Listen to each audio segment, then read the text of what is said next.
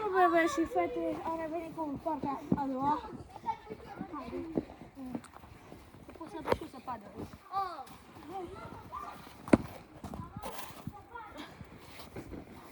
Da, mai bine Adam.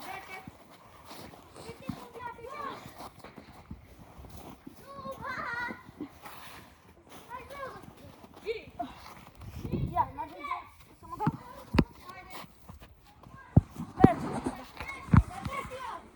Mergem și pe ăla. Asta fac.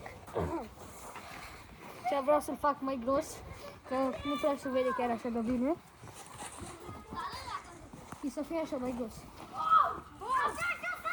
Mai gros una, așa.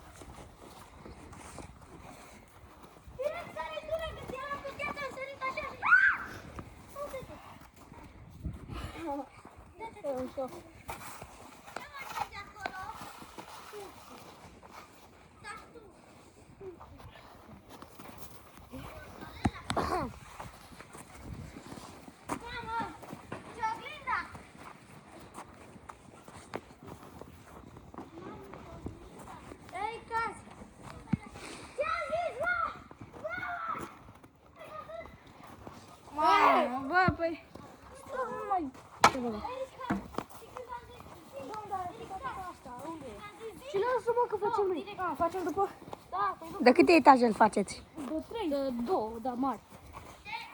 În două. Nu, asta și mai facem încă una mare și îi facem noi formele. Deci, îl lăsăm așa și mai facem una mai mare și facem noi formele cu ceva. Oh.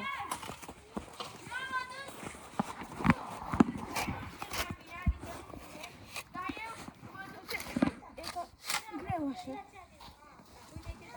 Explicați la oameni cât de mare vreți să-l faceți. Când... Uite aici. Cam așa. Până maxim aici, așa. Ce să lipește? Nu se face ce se lipește aici.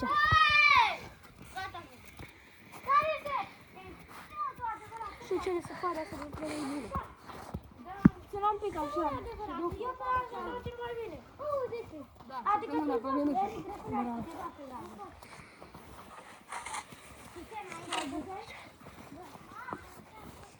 Nu-l face niciodată înainte.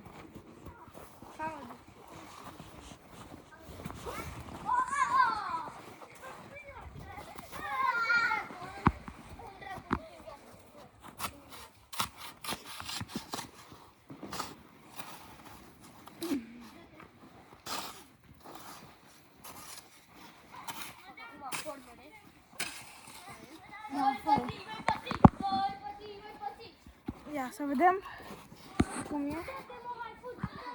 Uite, arată în curte, cam cât a făcut. Păi uitați, am luat de aici. Ați luat și de aici, nu? De aici. De aici și cam așa de aici. Și de aici. Și am luat foarte mult. Cred că dacă facem unul mare de zăpadă, cred că goliți curtea. Uite, uite, stați puțin aici. Avem și un de ăsta de o zăpadă. Ia.